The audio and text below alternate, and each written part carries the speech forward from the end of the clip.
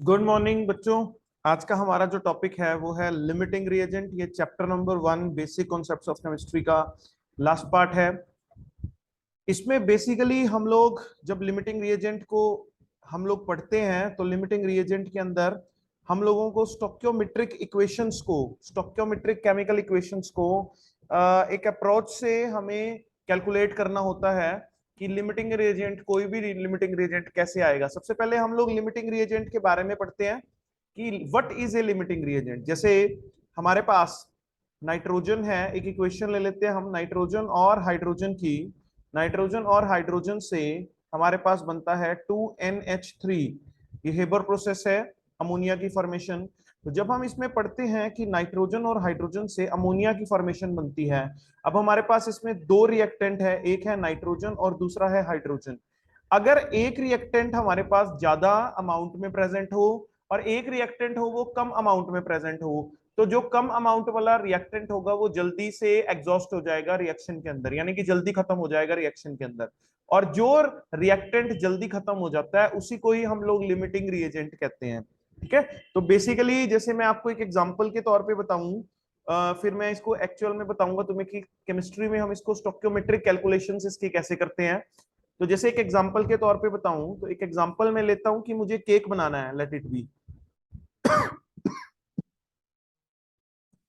और वो केक मैंने बनाना है, मेरे पास केक बनाने के लिए दो इंग्रेडिएंट्स हैं, दो रिएक्टेंट्स लगते हैं, एक है ब्रेड और एक है मिल्क।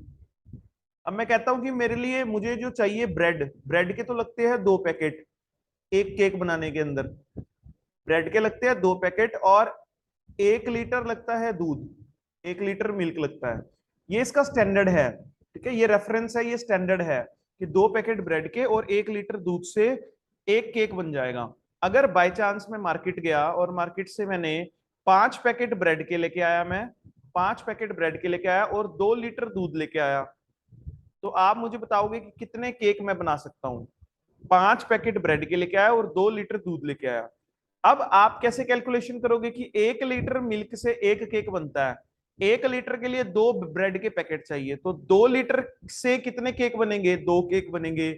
और 2 लीटर के लिए कितने ब्रेड के पैकेट चाहिए, 4 ब्रेड के पैकेट चाहिए।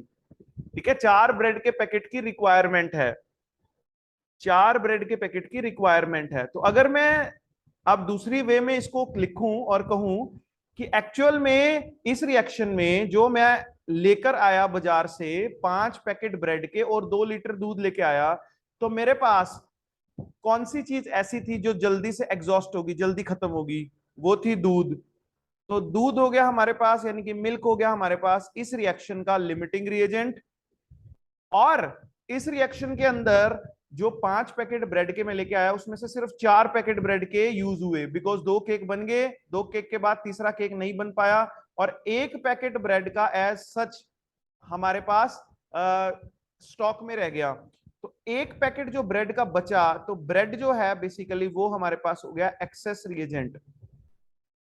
तो बेसिकली क्या हमने समझा कि जो चीज जल्दी खत्म हो जाती है उसको बोलते हैं हम लिमिटिंग रिएजेंट, और जो चीज हमारे पास लेफ्ट आउट हो जाती है, लेफ्ट रह जाती है, बच जाती है, उसको बोलते हैं हम लोग एक्सेस रिएजेंट।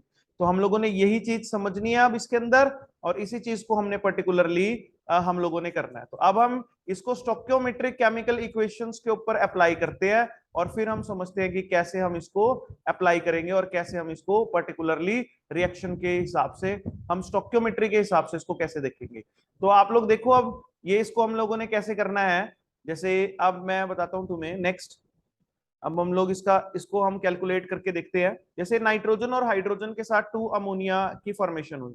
सबसे पहले आपको क्रॉस चेक करना है, मैं यहाँ कुछ पॉइंट्स लिख देता हूं जो आपने क्रॉस चेक करने हैं। सबसे पहले आपको बैलेंस्ड केमिकल इक्वेशन चाहिए। बिना बैलेंस्ड केमिकल इक्वेशन के आप ये रिएक्शंस या कोई भी स्टोक्योमेट्रिक का क्वेश्चन नहीं कर पाओगे। दूसरा, आप सबसे पहले उनके अकॉर्डिंग टू मोल्स, जो भी मोल्स है, मोल्स के हिसाब से अकॉर्डिंग टू मोल्स उनके जो मोलर मासेस है या नंबर है, नंबर ऑफ एटम्स या मॉलिक्यूल्स हैं या वॉल्यूम है, जो भी आपको रिक्वायर्ड है वो आप उनका एज अ रेफरेंस आप लिख लीजिए साथ में। जैसे मैं इस इक्वेशन के लिख रहा हूं सेकंड पॉइंट। सबसे पहले मेरा फर्स्ट पॉइंट तो ये बैलेंस्ड है। ठीक ठीक है, ये दोनों चीजें बैलेंस्ड है। मैं सेकंड पॉइंट में मैं इसके रेफरेंस लिख रहा हूं। यहाँ पर नाइट्रोजन का 1 मोल गिवन है, तो 1 मोल नाइट्रोजन का 28 ग्राम के बराबर होगा, बिकॉज नाइट्रोजन का एटम का जो एटॉमिक मास है वो 14 होता है, तो 14 14 28। यहाँ पर 3 मोल है हाइड्रोजन के, तो 3 मोल हाइड्रोजन के 1 मोल हाइड्रोजन का H2 यानी कि 2 ग्राम, 3 मोल हाइड्रोजन के 6 ग्राम के बराबर होंगे। और 2 मोल अमोनिया के 2 मोल अमोनिया यानी कि 14 + 3 17, तो 2 मोल अमोनिया के 34 ग्राम के बराबर होंगे। ये चीज रेफरेंस है, ये चीज कभी चेंज नहीं होती। ये चीज आपको बैलेंस्ड केमिकल इक्वेशन देगा जो रेफरेंस होगा, अकॉर्डिंग टू रेफरेंस ये नंबर ऑफ मोल्स का रेफरेंस है। अब हमारे पास क्वेश्चन गिवन है, लेट इट बी, हमारे पास एक क्वेश्चन गिवन है और उस क्वेश्चन में हम लोग कैलकुलेट करेंगे कि क्वेश्चन है कि 20 gram nitrogen react with 20 gram nitrogen react with 20 gram hydrogen, calculate the, पहला लिमिटिंग रिएजेंट, हमें इसमें लिमिटिंग रिएजेंट कैलकुलेट करना है, कैलकुलेट लिमिटिंग रिएजेंट। और सेकंड इसमें क्या करना है आपने, कैलकुलेट द अमोनिया फॉर्मेशन, हमें अमोनिया कितनी बनेगी, एक तो ये फॉर्मेट करना है, ये बताना है कितनी बनेगी, और दूसरा हमने इसमें लिमिटिंग रिएजेंट कैलकुलेट करना है। तो अब हम इसको कैलकुलेट करके देखते हैं जी। सबसे पहले हम लोग लिमिटिंग रिएजेंट कैलकुलेट करते हैं, तो अकॉर्डिंग टू हम लोग आंसर हम इसका करते हैं। तो सबसे पहले आप लोगों ने क्या करना है, सबसे पहले आप लोगों ने बनानी है इक्वेशन, आपने इक्वेशन लिखनी है। इक्वेशन इज नंबर 1, नंबर 1 जो हमारा है स्टेप, वो हमने इक्वेशन लिखनी है। 3H2 से बना 2NH3। अब इसका रेफरेंस लिख लेना, 1 मोल है तो ये 28 ग्राम, 3 मोल है तो 6 ग्राम, और ये 34 ग्राम। अब जो चीज हमें गिवन है, अब वो गिवन देखो आप क्या क्या गिवन है। नाइट्रोजन भी कितना गिवन है 20 ग्राम, और हाइड्रोजन भी कितना गिवन है 20 ग्राम। आप क्या करो, आप इन दोनों में से किसी भी एक क्वांटिटी को, जिसको आपका मन करे, किसी भी एक क्वांटिटी को आप एक्स पुट कर लो। मैंने हाइड्रोजन को एक्स पुट कर लिया, ठीक है। अब एक्स पुट कर लिया मैंने हाइड्रोजन को, तो अब मैं कैलकुलेट करता हूं कि नाइट्रोजन के 28 ग्राम 6 ग्राम हाइड्रोजन के साथ रिएक्ट कर रहे हैं, 20 ग्राम कितने के साथ करेंगे। तो मैं इसको according to number of moles, जो हमारा इक्वेशंस होती है स्टोइकोमेट्रिक इक्वेशंस होती है, उसके हिसाब से इसको मोल्स को इनके कंपेयर करूंगा। तो 20 gram divided by 28 is equal to x by 6। तो मेरे पास जो x की वैल्यू आ जाती है, वो x की वैल्यू मेरे पास आ जाएगी 120 डिवाइडेड बाय 28।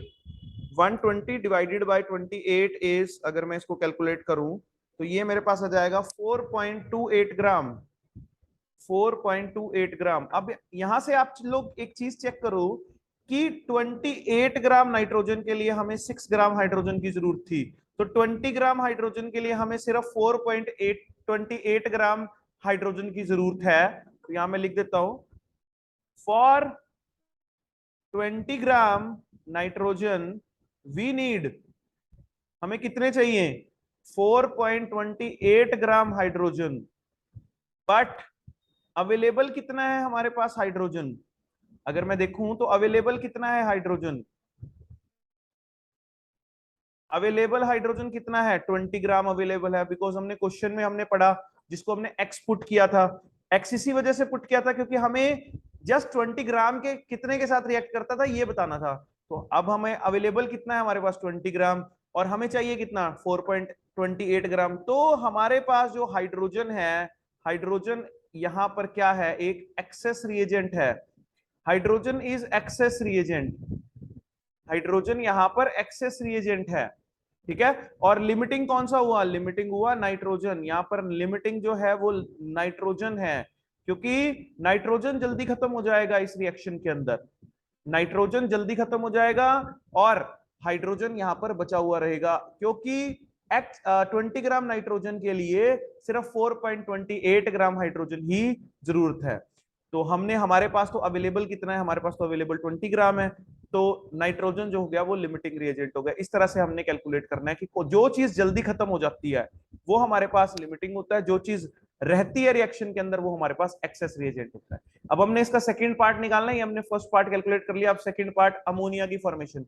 अब आपने हमेशा याद रखना है, जो भी प्रोडक्ट बनेगा, द प्रोडक्ट फॉर्म्ड, जो भी प्रोडक्ट बनेगा, the product formed always depend on product formed always depend on, किसके ऊपर डिपेंड करेगा, depend on limiting reagent not access reagent. हमेशा जो प्रोडक्ट बनेगा वो हमेशा लिमिटिंग रिएजेंट के ऊपर ही डिपेंड करेगा। जैसे अब लिमिटिंग रिएजेंट यहाँ पर नाइट्रोजन है, तो मैं इक्वेशन लिखता हूं, नाइट्रोजन प्लस 2 हाइड्रोजन से 2 अमोनिया की फॉर्मेशन हुई। तो अब मुझे बताना है कि कितना अमोनिया कितना बन रहा है। तो अमोनिया का रेफरेंस कितना है 34 ग्राम 2 मोल के लिए, और नाइट्रोजन का रेफरेंस है 28 ग्राम। ये गिवन कितना है 20 ग्राम, और मुझे ये कैलकुलेट करना है कितना बनेगा, क्योंकि ये हमारे पास गिवन है 20 ग्राम। तो मैं according to number of moles equation इसको इक्वेट करता हूं, 20/28 is equal to y by 34। तो मेरे पास y की वैल्यू यानी कि अमोनिया की जो फॉर्मेशन है वो मेरे पास आ जाएगी 34 मल्टीप्लाई बाय 20 डिवाइडेड बाय 28। तो 34 मल्टीप्लाई बाय 20 डिवाइडेड बाय 28, ये मेरे पास लगभग आ जाएगा 24.28 ग्राम। तो ये हमारे पास अमोनिया की फॉर्मेशन है। तो इस तरह से हमने बताना होता है कि लिमिटिंग रिएजेंट कौन सा है और कैसे लिमिटिंग रिएजेंट के ऊपर जो प्रोडक्ट बनता है वो कैसे डिपेंड करता है। सबसे पहले आपने बैलेंस्ड केमिकल इक्वेशन लिखनी है, उसके बाद नंबर ऑफ मोल्स के रेफरेंस लिखने हैं, फिर आपने जो भी गिवन होगा, आपको दो चीजें गिवन होंगी 20 ग्राम 20 ग्राम, एक चीज को आपने एक्स मान लेना है और दूसरी के साथ आपने कंपेयर करके देखना है। जो अगर हमारे पास जो आंसर आता है अगर वो जो अवेलेबल है उससे कम आता है, अगर अवेलेबल ज्यादा है, जैसे यहाँ पर अवेलेबल 20 था और आंसर आया 4.8, तो ये एक्सेस हो गया। अगर बाय चांस ये 42 आता आंसर में, अगर ये 42 आता ये 20, तो ये हमारे पास इस केस में हाइड्रोजन लिमिटिंग हो जाता, फिर नाइट्रोजन एक्सेस हो जाता। तो इस तरह से हमने क्वेश्चन करने होते हैं लिमिटिंग रिएजेंट के, और जो प्रोडक्ट बनेगा वो प्रोडक्ट डिपेंड करेगा किसके ऊपर, लिमिटिंग रिएजेंट के ऊपर। ठीक है, this is limiting reagent topic, very important topic for your +1 basic concepts of chemistry. Thank you very much.